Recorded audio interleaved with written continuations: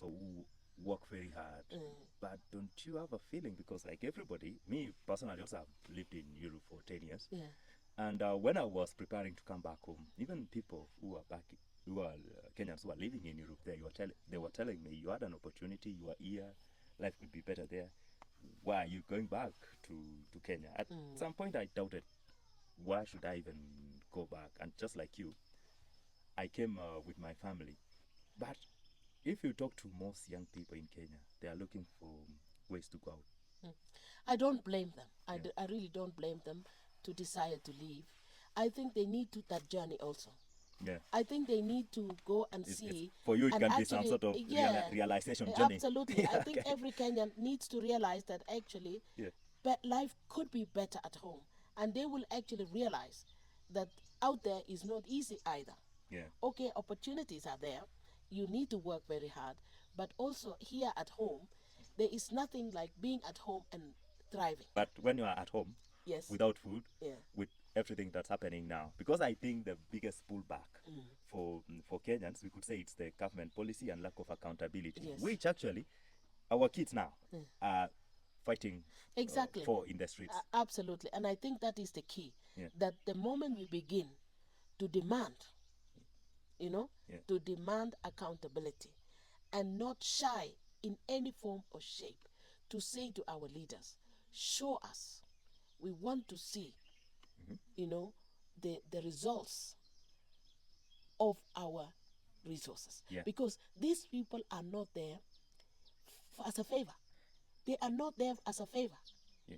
They are there at a contract or, by like the people. When we elect them, actually, Yes. we elect them because we believed in their manifestos and policies. And Yes. that manifesto should somehow be a contract between us and them, really. And But actually, I think Kenyans... Do they think they follow that? No, do they I even think- try to implement what they promise even? I think Kenyans need to turn that word election to hiring. We are hiring you. Yeah. That process of election is actually a hiring process. Yeah. Where we should actually have performance measures, where we should actually have them. We have a job description. Yeah. And you have to have outcomes, results. Yeah. And I believe that as the professionals, and I personally take responsibility that the professionals and the elites have not done a good job. We haven't done a good job because we are so indifferent. We should be the ones actually holding the leaders accountable. Yeah. But we are a complice. And I know also, we go to bed with them. Yeah. We are supporting them. We are enabling them to actually steal us. Now there is a question we take advantage actually. We take advantage. It's like a collaboration of criminals. And you are saying you are part of it now. I want to take ownership because it's my generation. Yeah. It's my I'm also an elite and I'm a professional in this country. I cannot exonerate myself from the collective responsibility. And I say we have failed our children, and we are continuing to fail our children, especially when they come out, and they don't need to come out really to stand in front of a bullet. Yeah, actually, that's what they are doing right now. But there is one question actually that concerns me and you the most now. A few years ago, we were considered as diaspora. Yes. Now, there are a lot of Kenyans living in diaspora. We are the leading source of remittance to the country. What do you think that diaspora can do, if you have any thoughts, to improve situation here back at home? Because I know now there are associations. I saw there was a demonstration also in USA. Is there something that someone who is in diaspora now listening to us now, what's happening in the country is almost like a mess now, because like the finance bill, all of us, we saw that. We saw what the government was proposing to tax bread, sanitary towels, things actually which affect even the people who need it the most. We saw all that, and without fear or doubt, we could say maybe it wasn't fair, but there was no collective press release or maybe communication from these diaspora groups to say that they were against the bill. So do you think they should have done anything? Absolutely. I think that the diaspora, wherever as I said, wherever I have traveled and met Kenyans are actually out there fighting for Kenya, because most people, when they go, they want to support their families. Yeah. We have to realize that Kenyans are actually at the source of livelihood for many Kenyans. Yeah. Their families, they are paying school fees, they are paying medical bills, they are supporting in so many ways, you know. And I think I must say that really diasporans, they are making sacrifices. They are not actually enjoying life out there. Yeah, you know? I think it's something actually that a lot of people misunderstand people in diaspora, because when someone gets a chance to go to US, even as a student, what will you do 1 month later? You call them, you ask for money, and that thing is kind of destroying a lot of people. People even decide go to the extent of ignoring phone calls, and now and people are depressed, by the way. Many Kenyans are that I know, or a few that I know, they are not in good mental health because they have a lot of pressure. I remember when I went to in the 90s, I was really among the first from my community to go. Yeah, I can imagine that. Now, fortunately, it was not easy to reach me by phone, because it was very expensive. It was very fortunate, you know. But they could write letters, which of course took 3 months to arrive. But you could see one writing, please buy me a matatu. Please, I need like that. Just like that, you know. Go to the shop and buy me a matatu. Yeah, I need a tinga, you know. I need a posho meal, you know. But again, I don't blame them, because the way that we were informed about being abroad, you are rich, you know, you have access to. In fact, when I came back, because my brother passed away at 1 year after, I came back home. And my grandmother said, I heard that you go and knock a wall there and you get money. You know, it was the ATM. And she said, don't you know how to knock? What did I give birth to? You know, get the money. You know, you cannot knock. I was told you knock. Yeah? And you know, it's like you're talking about and your she grandmother. was saying, you put 2 numbers and dollars come out. You know, red dollars. Yeah. She said red money. I don't know. Yeah, she said red money comes. What dollars red at that time? I have no idea where she got the idea of red dollars, you know. So anyway, I think it was the way that we were. It or it is still the way now, the way people see. Even when I was going, believe me, when I was sitting on the plane, I was already driving. You know, I knew I was going to get my car, you know. Well, you got there and you realized, like, anyway, just people struggle there, just like hard. here.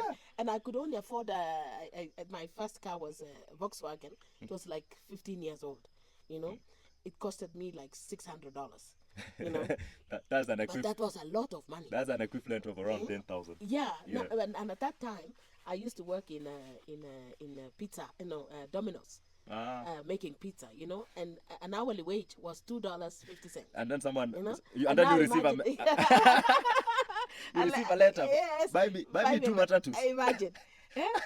But I know. I realize now that they were just it's the information they had, and I still think that we expect. We still have this. You know, now I wanted to say something about the way the government is seeing diaspora now. Yes. Every engagement that the government has with diaspora now, they want diaspora to give more money. Yeah. And I think me and you also have suffered in this. Yeah. You are married to someone in a different country. Yes. And you have kids. Now, for those kids to get a birth certificate, you know how much they're asking now? 50,000 courtesy of this new finance bill. I think that's one of the reasons, actually, you don't understand. A child born in diaspora is just a Kenyan, just like a child born here. And that perception, even the government has perception that people in diaspora have more money, so we should pay like 100 times more than what other Kenyans are paying. Because other Kenyans are paying 200, they're asking for 50,000, which doesn't make any sense. And the question also that they are putting us in the same pot with Chinese, with people coming from other countries to work in Kenya, and they are asking our spouses to pay up to 1 million for work permit. I think the government still has that mentality that, oh, you are in diaspora, you have money, you should pay more. Actually, personally, I wanted to highlight one other thing also. You see, we only look at diaspora as source of money, okay? You see how the Chinese actually used their diaspora. They used them as economic you know, platform, you know, opportunity.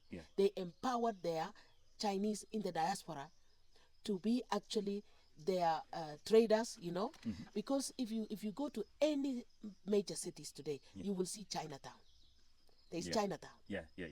We have a number of them here in Nairobi. In the Middle East, for example, you have the Dragon Malls, and these are huge malls. The Chinese are running these facilities, helping their people to bring their products and sell it. I don't understand why, for example, Kenyans abroad are not avocado traders in these countries. I don't understand why Kenyans are not the distributors of our tea, our coffee. Just like every other diaspora are their own, economic platforms. You understand? But we don't have access, the same access to funding as Chinese and these other people. Exactly. This is what the government needs to do. It needs to empower the diaspora to be distributors of their own products, because there is a certain actually loyalty, there is a pride, there is a identity, affiliation to our own raw material and our own resources. And you know what? You help Kenyans to maximize the opportunity in the value chain. Yeah, and actually, you just talked of opportunity, value chain, and what comes to my mind is that you've had already a lot of impact since you came back. Actually, some of these things, actually, I cannot be really precise to explaining what Jebby has done since you came back with your husband. You founded Bdelo. Bdelo means Bischof, developing local opportunities. And the main objective of your company actually is to uplift the local farmer. Have you found another calling higher than that since you came? Yes, I've been involved in several other, I would say, projects that obviously for me, it looks at also strengthening the agricultural value chain.